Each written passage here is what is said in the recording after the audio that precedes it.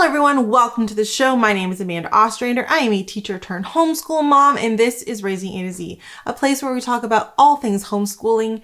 And today I'm going to answer the question, what kind of homeschooler am I?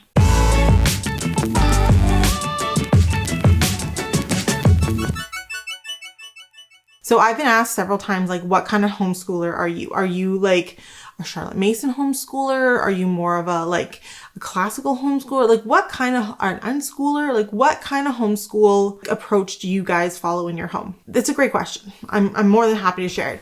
But first, let's talk about homeschooling approaches real quick. So there's classical, Charlotte Mason, Waldorf, Montessori. Oh, that's technically not a style, but anyway.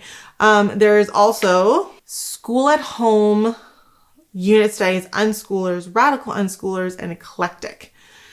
That's a lot of different kinds of approaches. There's different emphasis on different things depending on the style that you're interested in. And sometimes people get overwhelmed with that. If you have no idea what I'm talking about when it comes to approaches, I definitely have an entire web series. I'll put the link down below of just walking through the different approaches, and so you can understand what they are, what their emphasis is, a little bit about their philosophy. Put that down below, because sometimes knowing your approach does help. It does help to know what approach or what philosophy you have, because it does help you make a few decisions. It helps you find support, because it's much easier to find support within the approach that is more closely aligned to you. And it makes it a lot easier to find curriculum, because a Charlotte Mason curriculum is going to look very, very different than a classical curriculum, right? It's going to make a big difference in determining what curriculum style and what you're actually going to be picking out. So knowing your style and your approach does help. Here's the thing. None of them are 100% correct. None of them are right. There is not one approach that is better or worse than the others, provided you are doing them properly. Provided you are making sure you are hitting all of the things that are within your style and within that approach and philosophy, they will all work. They're all great, philosophies. There's no one way to educate children. And that means that sometimes you're going to have friends who have very different educational philosophies than yours. I have some friends who are very hardcore Charlotte Mason, and I have other friends who are very much like unschoolers. That doesn't mean that they're wrong because of how they're doing their education. It just means it's different. And provided they are doing it properly, they're all very great, solid educational approaches. The other thing that makes things a little bit confusing is that very few people are 100% one style. So most people are going to be a little bit of a mix of a few different approaches, a few different styles.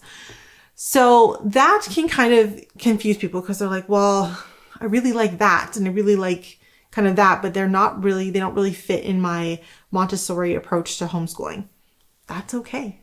You're allowed to kind of beg and borrow and steal, as I like to say, and take things that you like from other styles and use them. By taking those things, it's what's going to make that approach work better for you. That's what's best for your family, and that's okay. You're allowed to borrow and steal ideas from other approaches. That does not make you a bad Charlotte Mason homeschooler because you've, decide to add Latin to your schooling. That's fine. It's not a big deal, guys. You can borrow and steal things from other approaches. It's not a big deal. What kind of homeschooler am I, though? That was the question for today, and I'm going to tell you. So essentially, I am what would be considered an eclectic homeschooler. I am very much a pretty consistent three-way split between an unschooler, a Charlotte Mason, and a unit studies approach. That is the thing with eclectic, is that it's pretty consistently a mix.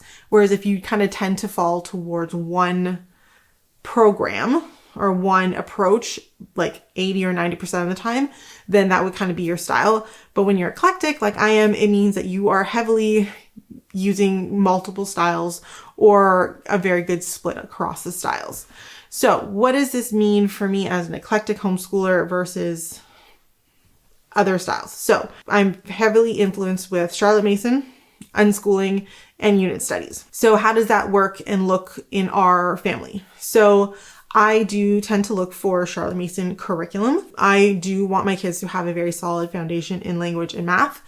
That is kind of how I kind of follow more Charlotte Mason style, is that I do definitely look for those things, and that my kids don't really have the option of opting out of those is what would make me kind of more of a Charlotte Mason homeschooler, in that sense that we definitely have expectations of like doing work and doing workbooks. We definitely have there are things that are not optional that you must do, and that we do kind of lean towards a more gentle style of curriculum, but we're definitely still doing, math and language on a regular basis, and doing those in terms of like workbooks and activities and sit down seat work. I'm also a fan of a little bit of like the habit training, not to the extent that a lot of Charlotte Mason homeschoolers are, but I do like the idea of like instilling good habits and good routines and expectations of like what's going to happen.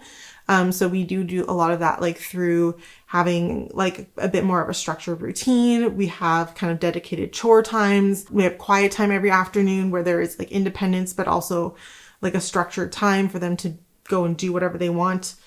But that was like something that had to be kind of trained. And I think that's something that we've always done, is had kind of these ideas of what is something we would like them to be able to do one day? How do we work backwards to get them to be able to do those things by themselves independently eventually? And kind of building those habits and expectations along the way, which is very much a Charlotte Mason kind of approach. And Charlotte Mason was very big in using kind of habits, not only in education, but also like in like life training. And so we do some of that. We are also kind of unschoolers in the sense that we love to let our kids be who they are and follow what interests them. And so sometimes you can see how that kind of clashes, but I think we found a really pretty like way of melding them together in our home. So our kids, while they do have to do math and language, we are very open with letting them kind of pick and explore other things in their lives and how that happens. So our kids are big in making the decisions of like what we're going to study that year, what books I pick out. They sometimes help me make decisions about curriculum. So for example, this year I was like considering changing Alexi to a different math program. And she was very adamant that she's like, no, I really like this one. I don't really want to go to the other one. This one I feel is a little bit more at my pace. I like how the pages are laid out. I like that it's colored. I like that I have these different kind of activities throughout it. That's what I want to stick with. And so despite me kind of being like, oh, it would really be nice to switch to something else, we did end up sticking with a program that she liked because there's A, nothing wrong with it, and B, she's quite happy with it. And that was a decision she made. When we were picking books to read this year and novel studies, I kind of pulled out a whole selection of options for them. I think I had like 5 or 6 options that I had easily found some like units for, like novel studies for. And I read them the blurb on the back of the book for each one. And based off of that, they made a decision on which novels we were going to read. So while I kind of facilitated and strewed the ideas out to them, they made the ultimate decision. I am also very much influenced by the idea that kids are always learning. There's no set time to do learning, which is very much an unschooling kind of thing, that just even when your kids are not sitting down and doing like educational academic workbook work, they're still learning. So we definitely take that approach to kind of our life outside of workbook time, that our kids are always being exposed to new things, and we're always strewing new ideas and new concepts and new opportunities to them. So we're, taking them to science centers and taking them outside. We're taking them to see musicals and drama and theater. We take them to see museums, like different things all the time, because we feel like we want to make sure that they are exposed to as many opportunities as possible and that they can kind of follow whatever's interesting to them in terms of like what they're going to learn next. And so this is also like created really interesting behaviors in our kids, is that they're very good at like just A, entertaining themselves, and B, just like figuring out how to like do something new. And so they tend to be very creative as a result. They tend to be very interested in like learning new skills that maybe aren't academic skills, because to them, everything is learning. Everything is an opportunity. And that's kind of like an approach to our lives. So we have a Charlotte Mason homeschooler in me, we have a little bit of an unschooler in me. And then I also like to do unit studies. And I find the unit studies and the unschooling kind of tie together, because part of my personality and part of my kids' personalities also is that they do need structure. And the unit studies do give us that sense of structure, because we do get to sit down. I do get to find like a unit study that has like worksheets and readings and activities and stuff like that. And so that gives us the structure that we need in terms of like academics towards kind of science and social studies and that kind of thing. But again, kind of mixing that unschooler in, my kids pick what we study. So they come up with the ideas that we learn about. They wanted to learn about mushrooms. They wanted to learn about holidays. That's a big one that we're doing this year. She wanted to learn about birds. That's another unit study that we're doing this year. So we have a whole bunch of different units, but they're being heavily influenced by the unschooling train of thought that the kids can pick what they want to learn, right? So we're using what they're interested in and what they have some like thoughts about, and using those as like our jumping off point to like get into learning and to dive deeper into that learning. The other thing about unit studies that's nice is it gives me a little bit of that. Again, sometimes you just, in your brain as a teacher and as like a homeschooler, you want to check some boxes, right? And sometimes, so we do the language and the math, we check those boxes as a Charlotte Mason. But then when it comes to like the unschooler and the unit studies, sometimes it's hard when you want to check the other boxes: geography, history, social studies, science, all those things. And so by doing unit studies, I can kind of mentally check a few more boxes, because I can kind of alternate between a more of a social studies topic and more of a science topic, more of a art topic, and like kind of throughout the year hit the different topics that we kind of need to hit or want to hit, so that I know we're not just doing like tons and tons of science, but we're never doing social studies. It gives me that ability to kind of have that structure again that I thrive off of and that my kids thrive off of. Just having the little bit of extra structure really helps us. So that's the kind of homeschooler I am. I'm very, very eclectic. I love to blend and borrow and steal and take what works from other people and make it work for me. But that is kind of what we do and why we do it. So that is our style at the moment. The other thing about homeschool styles is they can change, and the approach can change as your kids get older, as they grow, as you grow. So currently that is what's working for us. I think for us that probably will stick for a little bit longer until my kids are maybe a little bit older and able to do a lot more work independently. But at this point, while they still need help and assistance in a lot of ways, like Zoe still needs help being scribed for, Alexi still needs help with like reading some instructions. And so like at this point, this is what's working for us.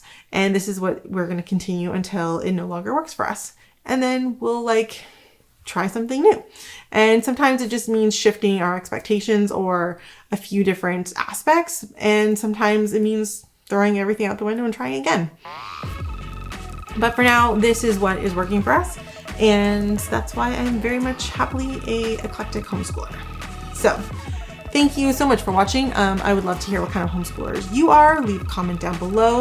If you want to follow along on how I make all this work, definitely follow on Facebook, Instagram, and TikTok. And if you want to become a YouTube member, definitely want to sign up for that membership. You get early releases to videos, you get bonus content, chats with me, coupons, all kinds of cool stuff. So you'll definitely want to check that out down below as well. Thank you so much for watching, and I'll see you guys next week.